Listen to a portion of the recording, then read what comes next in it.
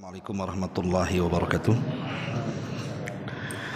Bihamdillahi wassalatu wassalamu ala rasulillah wa ala alihi wa sahbihi wa mawalah wa la hawla wa la quwata illa billahi wa ba'du.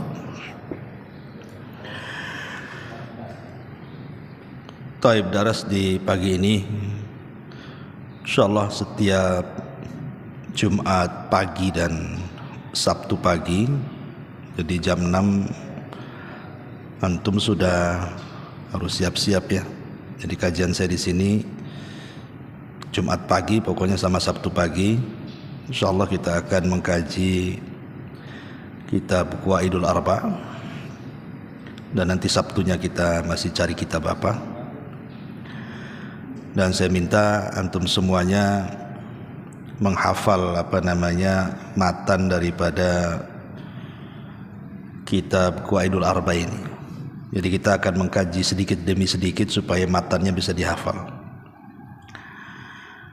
Dan setiap faedah nanti yang kita akan jelaskan tolong dicatat, nanti minggu depan kita tanya satu persatu kajian yang sudah kita kaji di pagi ini. Taib, kitab ini menjelaskan tentang 4 kaidah yang berkaitan dengan akidah kita kaum muslimin.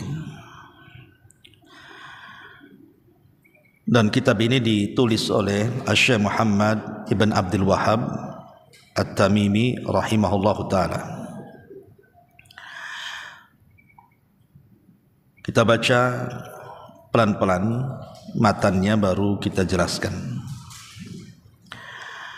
Qala al-muallif rahimahullahu ta'ala, as'alullaha al-karima rabbal arshil azimi an yatawallaka fid dunya wal akhirati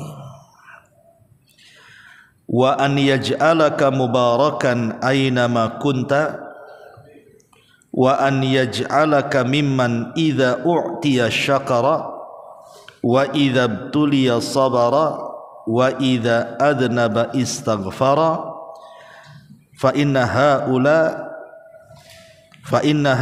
thalatha unwanus sa'adati.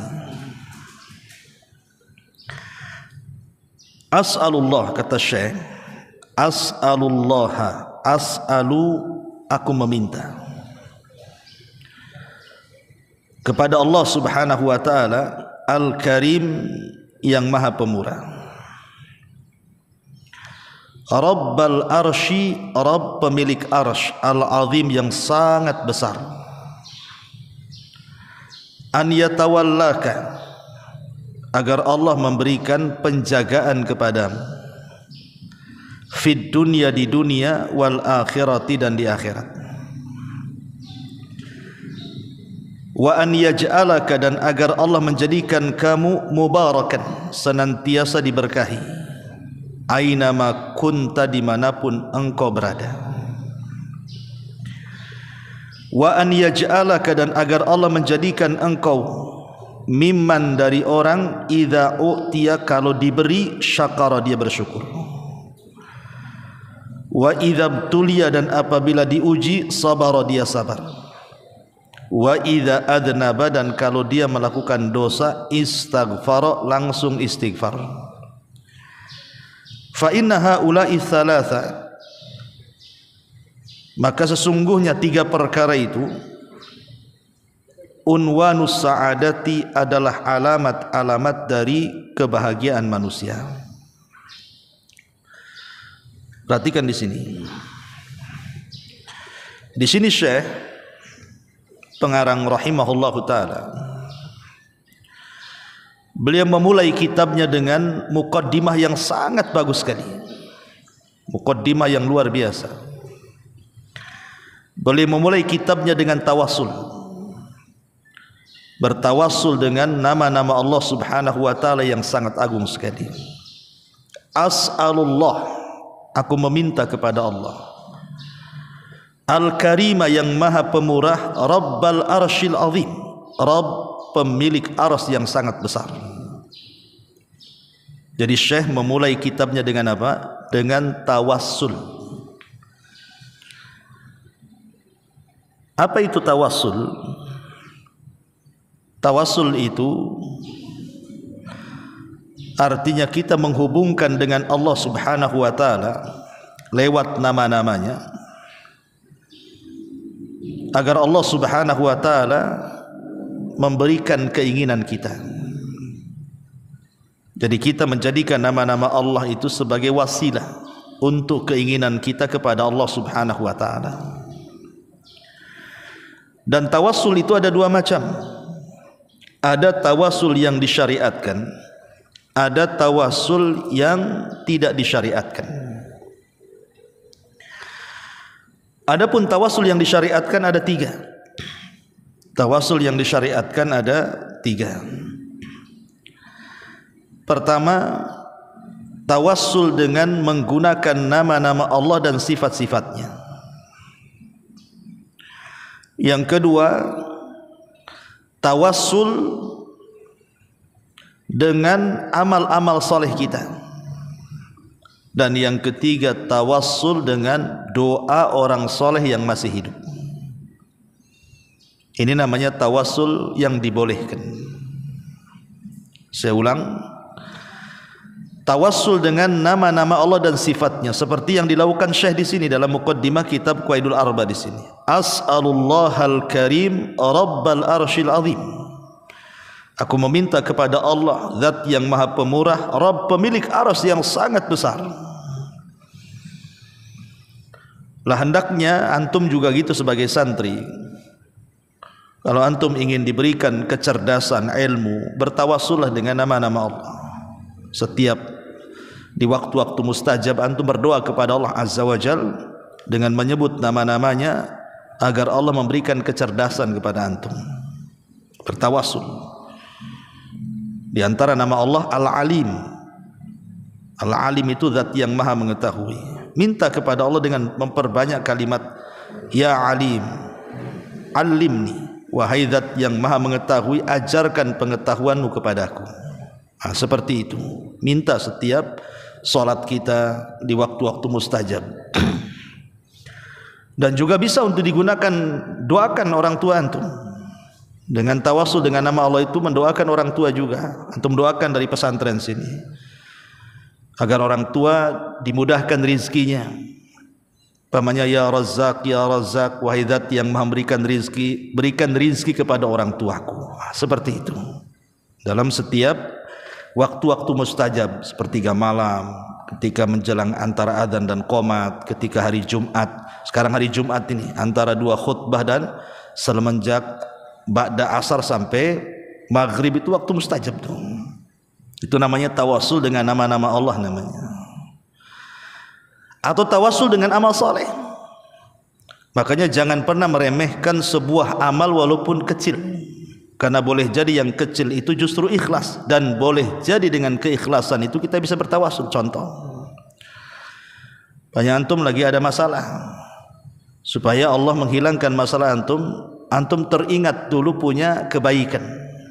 Ya Allah, saya pernah malam-malam tahajud, nggak ada orang tahu kecuali aku dengan engkau saja. Kalau memang tahajud ini ada pahalanya, maka saya sedang ada masalah, orang tua saya ada masalah, tolong hilangkan masalah saya dan orang tua saya. Entah masalah ekonomi, masalah kesehatan, masalah apa saja, minta kepada Allah dengan amal soleh kita yang pernah kita lakukan.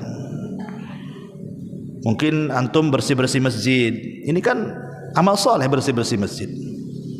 Antum bertawassul, ya Allah saya pernah membersihkan masjid, kalau memang ada pahalanya ketika membersihkan masjid ini, saya lagi berhajat kepada engkau, orang tua saya lagi sulit, tolong mudahkan orang tua saya. Seperti itu. Itu namanya tawassul dengan amal soleh namanya. Dan dua perkara ini disepakati ulama tentang kebolehannya bertawassul dengan nama-nama Allah dan sifatnya, dan bertawassul dengan amal soleh ini sepakat ulama, tidak ada khilaf. Tetapi yang jadi khilaf itu yang ketiga, tawassul dengan meminta doa orang soleh. Umpamanya antum datang ke guru antum atau kepada kawan yang nampak kok soleh, taat gitu ya, minta doanya, tolonglah doakan saya Antum nampaknya lebih soleh daripada saya, atau datang ke guru-guru antum minta doa. Nah ini jadi khilaf ulama tentang apakah sunnah ataukah hanya sekedar hukumnya mubah saja. Ada yang mengatakan sunnah, dan itu bagian tawasul syar'i, karena ada riwayat-riwayat yang menunjukkan bahwa banyak para sahabat juga yang minta doanya orang lain. Contoh umpamanya kisah Ukasa ibn Mihsan. Ukasa ibn Mihsan itu meminta doanya Nabi saat Rasul menjelaskan tentang 70.000 orang yang masuk surga tanpa hisab dan adab. Kemudian Rasul menjelaskan sifat-sifatnya. Tiba-tiba Ukasa ibn Mihsan mengatakan, ya Rasulullah, doakan aku termasuk yang 70.000 orang masuk surga tanpa hisab itu dan tanpa adab itu. Maka kata Rasul, anta minhum, engkau bagian dari mereka. Artinya Ukasa minta doa Nabi kan. Atau di zaman Umar bin Khattab meminta doa kepada Abbas ketika sholat istisqa, ya. Tetapi sebagian para ulama mengatakan bahwa tidak disunahkan meminta doa kepada orang soleh. Kenapa? Karena bisa menghilangkan tawakal. Doa itu jangan ada wasilah antara kita dengan Allah. Kalau mau doa jangan lewat orang, langsung aja kepada Allah gitu maksudnya. Ngapain lewat orang-orang soleh walaupun mereka masih hidup, ya. Makanya ini terjadi silang pendapat. Tetapi secara umum bahwa minta doa orang soleh itu dibolehkan. Tetapi sebenarnya mengatakan tarkuhu aula, kalau meninggalkannya lebih baik, langsung aja berdoa kepada Allah Azza wa Jalla. Tapi kalaupun minta doa ya boleh-boleh saja, tapi tidak sampai kepada hukum mustahab, ya. Nah ini tawasul syar'i namanya. Adapun di sana tawasul yang tidak syar'i seperti tawasul ke kuburan, datang kepada kuburan-kuburan meminta-minta di situ. Nah, itu tawasul tidak syar'i, bisa terjerumus kepada kesyirikan malah. Taib, di sini muallif rahimahullahu taala memulai dengan bertawasul dengan nama-nama Allah. As'alullaha al-karima rabbal arsyil azim. Aku meminta kepada Allah zat yang maha pemurah, Rabb pemilik arsy yang sangat besar. Dan arsy adalah makhluk Allah yang sangat besar. Tidak ada makhluk yang lebih besar dibandingkan arsy. Dan dia makhluk yang pertama diciptakan Allah. Dan setelah Allah menciptakan arsy, maka Allah beristiwa di atasnya. Sebagaimana Allah mengatakan Ar-Rahman 'alal arsy istawa. Zat yang maha Rahman beristiwa di atas arsy. Tetapi jangan disalahpahami bahwa ketika arsy Allah itu makhluk yang sangat besar, maksudnya lebih agung dibandingkan makhluk yang lain. Tidak. Bukan berarti dipahami bahwa arsy lebih agung, lebih mulia dibandingkan makhluk Allah yang lain. Tidak. Maksudnya Allah ingin menjelaskan bahwa makhluk yang paling besar itu adalah arsy. Jangankan lagi arsy, kursi. Makanya dalam Quran itu ada ayat kursi. Kursi itu tempat berpijak kaki Allah Subhanahu wa taala. Apa kata Allah? Wasi'at kursiyuhus samawati wal ard. Kursinya Allah itu meliputi langit dan bumi. Artinya dalam riwayat Abdullah bin Mas'ud radhiyallahu an, kalau seandainya kita kumpulkan langit dan bumi kemudian dibandingkan dengan kursi Allah, maka itu sama dengan melempar cincin ke padang pasir. Cincin itu langit dan bumi, kursinya itulah padang pasirnya. Bagaimana dengan arsy-Nya? Allahu Akbar. Tentu lebih besar lagi. Dan bagaimana dengan penciptanya Allah Subhanahu wa taala? Dan arsy itu dipikul oleh 8 para malaikat berdasarkan As-Qur'an. Dan kita tahu bahwa malaikat pemikul arsy itu digambarkan oleh Rasul, di mana kakinya itu berpijak kepada lapisan bumi yang paling dalam. Kemudian badannya menjulang sampai melintasi langit pertama, kedua sampai ketujuh, sampai melewati sorga. Kemudian tanduknya memikul arsy. Nah, itu besar, ya, besar sekali. Ya, makanya di sini as'alullahal karim rabbal arsyil azim. Aku meminta kepada Allah al-karim yang maha pemurah, Rabb pemilik arsy yang sangat agung atau yang sangat besar. Setelah kemudian pengarang Asy-Syaikh bertawasul kepada Allah Subhanahu wa taala dengan nama-nama Allah Subhanahu wa taala, Al-Karim, Rabb, ya. an yatawallaka, mulai kemudian Syekh mendoakan kita. An yatawallaka, maka Syekh mendoakan kita sebagai pembaca kitab ini. Subhanallah, ini baiknya Syekh ketika mengarang kitab ini. Setelah beliau bertawasul dengan nama-nama Allah dan sifatnya, maka beliau mendoakan kebaikan kepada kita. An yatawallaka, agar engkau yang membaca kitab ini Allah berikan penjagaan, agar Allah menjagamu, agar Allah mencukupimu, agar Allah menjadikan engkau wali dari wali-walinya di dunia, fid dunya wal akhirah, baik di dunia ataupun di akhirat. Karena kalau Allah Subhanahu wa taala sudah menjadikan kita wali-walinya, orang-orang yang senantiasa dipantaunya, dijaganya, dirawatnya, dicukupinya, maka siapapun yang berani memusuhi kita, maka sama dengan memusuhi Allah Subhanahu wa taala. Man adali waliyan faqad adzantuhu bil harbi. Barang siapa yang memusuhi wali-waliku, kata Allah, maka dia sudah mengiklankan perang kepadaku, kata Allah. Lihat bagaimana Syekh lembutnya kepada kita, mendoakan kebaikan. Jadi antum yang membaca kitab ini didoakan oleh beliau agar kita dijaga oleh Allah, agar kita dirawat, agar kita senantiasa dicukupi oleh Allah Azza wa Jalla, baik dunia kita atau akhirat kita. An yatawallaka fid dunya wal akhirah. Dan ini juga penting bagi antum juga. Ya, antum harus mendoakan orang tua antum dengan doa yang baik, sebagaimana Syekh mendoakan kita dengan kebaikan. Antum juga doakan dari pesantren ini kebaikan kepada orang tua, agar orang tua dijaga Allah, agar orang tua itu senantiasa dirawat Allah, dicukupkan Allah, baik dunia atau akhirat. Jadi seorang santri sudah selayaknya kemudian harus mendoakan kebaikan kepada siapapun, bukan kepada orang tua saja, kepada guru-gurunya, kepada kawan-kawan satu kamarnya, satu kelasnya, dan kepada orang-orang yang ada di sekitar kita, terutama orang-orang yang berjasa kepada antum. Siapa yang berjasa? Orang tua pertama. Kemudian yang kedua, guru-guru antum itu orang berjasa. Doakan mereka, doakan kebaikan. An yatawallaka fid dunya wal akhirah. Kemudian kata Syekh, wa an yaj'alaka mubarakan, dan agar Allah Subhanahu wa taala menjadikan kamu mubarakan, penuh dengan kebaikan, penuh dengan berkah. Ainama kunta, dimanapun kau berada. Artinya agar Allah Subhanahu wa taala menjadikan kita ini orang baik, dimanapun kita berada kita menebar kebaikan di situ. Karena ada orang-orang itu kalau kumpul dengan orang tidak membawa kebaikan, justru dia membawa kesesatan tuh.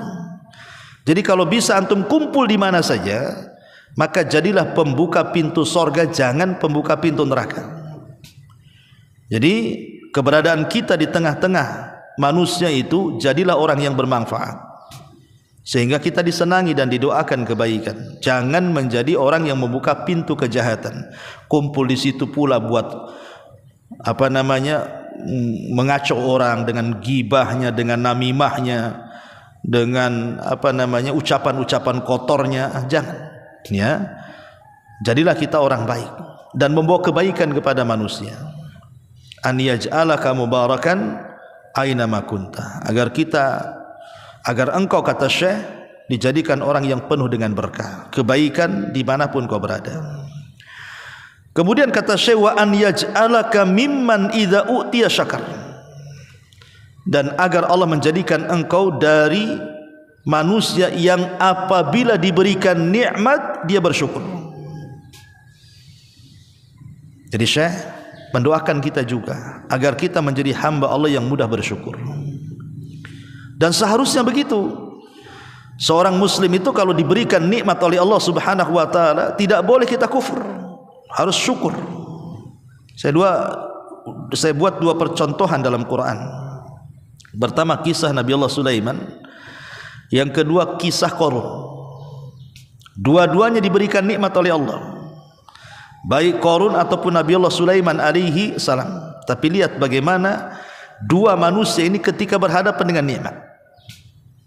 Qarun manusia yang paling kaya, tidak ada manusia yang lebih kaya dibandingkan Qarun, sampai namanya hari ini disebut-sebut baik Yahudi, Nasrani atau Islam. Dan mereka mengetahui sepak terjangnya, bahkan ditulis dalam kitab-kitab mereka. Termasuk juga Quran menceritakan tentang kisah Qarun.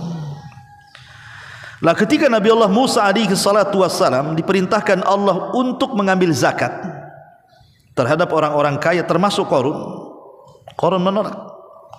Kemudian dia mengeluarkan kata-kata yang diabadikan dalam Quran, kata-kata kufur nikmat.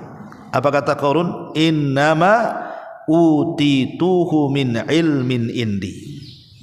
Sesungguhnya kekayaan yang kumiliki ini datang karena kecerdasanku. Dia tidak menasabkan nikmat kepada Allah. Harusnya setiap nikmat itu dinasabkan kepada Allah, tapi dia tidak. Dia menasabkan nikmat kepada dirinya. Ini kekayaan hasil jerih payah saya, hasil kerja keras saya, hasil keringat saya, hasil kecerdasan saya. Tidak ada urusan dengan orang lain. Jadi dia menafikan Allah di situ. Seolah-olah kekayaan itu datang dari dia, bukan dari Allah. Itu namanya kufur nikmat. Tapi di sisi lain lihat Nabi Allah Sulaiman alaihi salatu wassalam. Apa kata dia? Hadza min fadli rabbi. Ini semua adalah datang dari karunia Allah. Nabi Sulaiman menasabkan nikmat kepada karunia Allah, artinya menasabkan nikmat kepada Allah. Qarun menasabkan nikmat kepada dirinya. Apa yang terjadi? La in syakartum la azidannakum. Ketika Sulaiman bersyukur, Allah tambah kekuasaannya. Wala in kafartum inna adzabi lasyadid. Dan jika kalian kufur, azabku sangat pedih. Ketika Qarun tidak bersyukur akan nikmat Allah Azza wa Jal, apa yang terjadi? Datang azab Allah yang pedih. Apa azab Qarun? Fa khasafna bihi wa bidarihil arda. Kami tenggelamkan Qarun dan seluruh kekayaannya. Itulah orang kufur nikmat. Makanya seorang muslim harus pandai mensyukuri nikmat Allah. Mimman idza u'tiya syakara. Jadilah dari orang-orang yang kalau diberikan nikmat itu bersyukur. Bersyukur, antum bersyukur loh di sini belajar di Nidaul Ilmi itu bersyukur. Banyak orang di luar itu mereka ingin mondok tapi tidak bisa. Entah anaknya tak mau mondok atau mungkin orang tuanya tidak punya kesanggupan sehingga tidak diberikan hidayah untuk memondokkan anaknya di pesantren. Bersyukur antum bisa belajar agama. Karena keberadaan antum di sini itu berbeda dengan di luar. Antum di sini bisa menjaga salat, bisa menjaga baca Quran, bisa belajar agama, itu semua pahala yang antum akan dapat setiap hari. Maka bersyukur kepada Allah Azza wa Jalla. Berbahagia di sini. Jangan sedih, ya. Kemudian yang kedua, wa idza tuliya sabara. Dan apabila ditimpa oleh bala, musibah, sabara, maka seorang harus sabar. Manusia itu tidak lepas daripada ujian, ikhwan. Antum senantiasa akan diuji oleh Allah Azza wa Jalla. Tidak di sini, tidak di rumah. Boleh jadi mungkin di sini antum diuji oleh Allah Subhanahu wa taala jauh dari orang tua. Sabar. Ya, karena hakikatnya antum itu membahagiakan orang tua sebenarnya. Bukan berarti jauh dari orang tua itu kayaknya apa gitu. Orang tua buang antum, enggak. Mana ada orang tua buang antum di sini? Tidak, orang tua itu menitipkan antum kemari itu supaya antum jadi orang baik, orang soleh, orang cerdas, jadi ustaz, jadi ulama, kan begitu. Maunya mereka seperti itu. Makanya mereka menitipkan di pesantren. Karena ada salah paham santri itu seolah-olah orang tua saya nggak sayang, dia buang saya ke sini. Tidak. Ini bukan pembuangan pesantren itu. Ini tempat antum menimpa agama. Dan nanti di sini antum akan banyak musibah, maksudnya bala, ujian dari Allah. Orang yang di pesantren itu pasti akan diuji. Mungkin antum yang tadinya enak tidur di rumah, di sini tak enak pula tidur. Makan enak di rumah, di sini pula makannya asal-asalan, kan itu ya. Kemudian antum harus diperintah-perintah oleh ustadz begini begitu macam-macam dengan aturan. Nah, tetapi kalau antum sabar, insya Allah, ya antum kan di sini nggak lama juga, setahun 2 tahun, insya Allah antum kalau tiap hari belajar pintar juga kan. Maka bersabar. Ya, atau kadang-kadang ketika di tengah-tengah belajar antum sakit, ya kan, mungkin banyak nyamuk, banyak apa, kan itu ujian anak pesantren. Tapi ingat, ujian di luar juga ada yang lebih berat dibandingkan antum di sini. Tetapi kata Syekh di sini, wa idza tuliya sabara, kalau ditimpa dengan sebuah ujian bersabar. Kemudian yang ketiga, wa idza adzab istaghfar. Kalau kita melakukan dosa, segera istighfar. Seorang muslim itu tidak boleh diam dari dosa. Makanya Rasul mengatakan, seorang mukmin itu kalau melihat dosa seperti duduk di bawah gunung yang akan roboh. Gimana kalau antum duduk di bawah gunung, gunung itu mau akan meletus, pasti antum lari. Artinya seorang mukmin harusnya lari dari dosa. Tapi orang fasik, dia melihat dosa seperti lalat menghinggapi hidungnya, ditepak datang lagi. Artinya bukan tobat, tomat namanya. Habis tobat kumat. Nah itulah orang fasik namanya ya. Makanya seorang muslim itu kalau dia melakukan dosa, istighfar, langsung dia istighfar. Apa kata Syekh ditutup kata-katanya? Fa inna haula'i thalatha unwanus sa'adah. 3 perkara ini tanda orang bahagia. Kalau kita dalam kehidupan kita bisa bersyukur akan nikmat, bisa bersabar akan ujian, bisa istighfar akan dosa, dan kita praktekkan dalam kehidupan kita, baik di pesantren atau di luar pesantren, maka pasti kita akan bahagia. Yakin kalau 3 perkara ini kita amalkan pasti bahagia. Kalau dia mendapatkan nikmat, dia bersyukur, alhamdulillah. Ya, karena ada orang itu yang diberikan nikmat tidak bersyukur. Dan syukurnya akan nikmat itu, pertama menasabkan nikmat kepada Allah. Yang kedua, tidak membelanjakan kecuali di jalan Allah. Ya, jadi nikmat itu harus dinasabkan kepada Allah dan dibelanjakan di jalan Allah. Adapun sabar, sabar itu kepada 3 perkara. Sabar ketika menjalankan ketaatan, sabar ketika menjauhi kemaksiatan, dan sabar akan setiap keputusan dari Allah Subhanahu wa taala atau qada dan qadar. Itulah sabar artinya.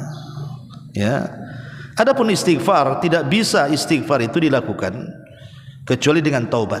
Artinya istighfar itu i'lan di taubah, hanya pengiklanan kita ini akan taubat. Tapi harus disertai dengan perbuatan. Jadi kalau seorang minum khamr, kemudian istighfar astagfirullah astagfirullah diterima, tobatnya tidak terima sampai dibuang khabar dari tangannya. Nah baru betul istighfarnya tuh. Dan ingat bahwa istighfar ini harus dilakukan setiap hari. Rasul saja setiap hari istighfar berapa kali? 70 sampai 100 kali. Padahal dosanya sudah diampuni yang telah, yang sedang, dan yang akan datang. Tapi Rasul tetap istighfar. Kenapa? Karena itu adalah unwanus sa'adah. Itulah alamat kebahagiaan. Inilah muqaddimah dari Syekh rahimahullahu taala. Saya harap antum hafal muqaddimah ini. Nanti minggu depan ana tes. Antum hafal, as'alullahal karim rabbal arsyil azim an yatawallaka fid dunya wal akhirah wa an yaj'alaka mubarakan aynama kun wa an yaj'alaka mimman idza utiya syakara wa idza ibtuliya sabara wa idza adnaba istaghfara fa inna haula'i thalatha unwanus sa'adah. Ya, antum hafal matanya dan faedah-faedah tadi bisa antum catat ya. Wallahu alam, jangan banyak-banyak, sedikit saja.